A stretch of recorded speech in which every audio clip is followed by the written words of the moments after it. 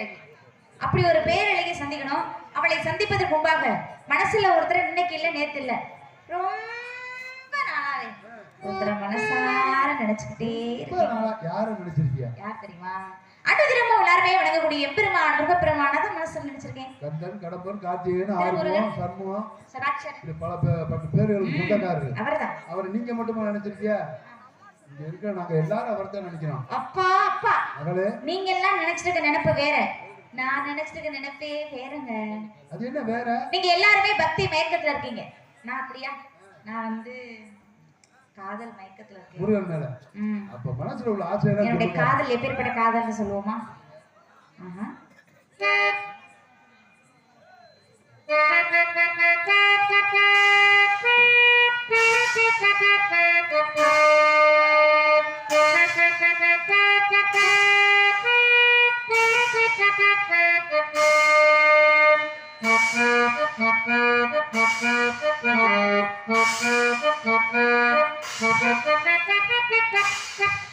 கோயில் பாட்டு வந்தது மாலை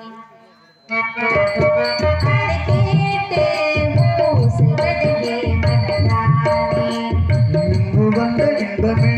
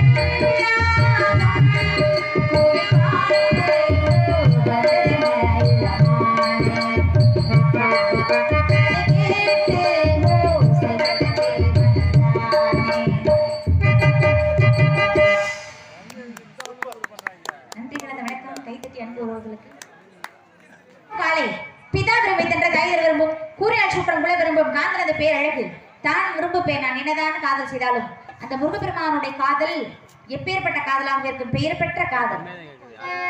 செவ்வந்தி பூ எடுத்து பார்த்தால் எம்பெருமான் முருகப்பெருமான் முகமே தெரிகின்றது.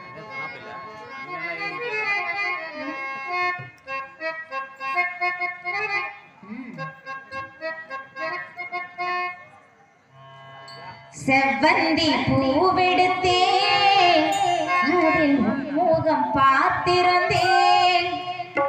செவ்வந்தி பூவெடுத்தே அதில் முகம் பார்த்திருந்தேன். நீ வரும் நேரம் வானவில் கோலம் வாசல் வந்ததே, ஒரு பாடல் தந்ததே. செவ்வந்தி பூவெடுத்தே அதில் முகம் பார்த்திருந்தேன். செவ்வந்தி பூவெடுத்தே அதில் முகம் பார்த்திருந்தேன்.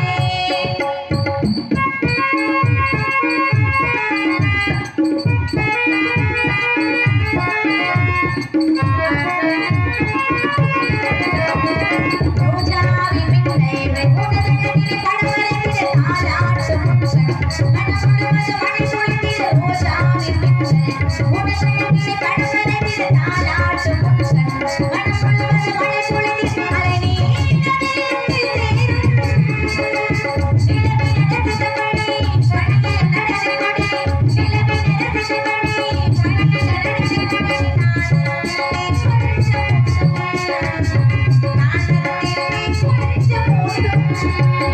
செவ்வந்தி பூவெடுத்தே அதில் முகம் பார்த்திருந்தேன். செவ்வந்தி பூவெடுத்தே அதில் முகம் பார்த்திருந்தேன்.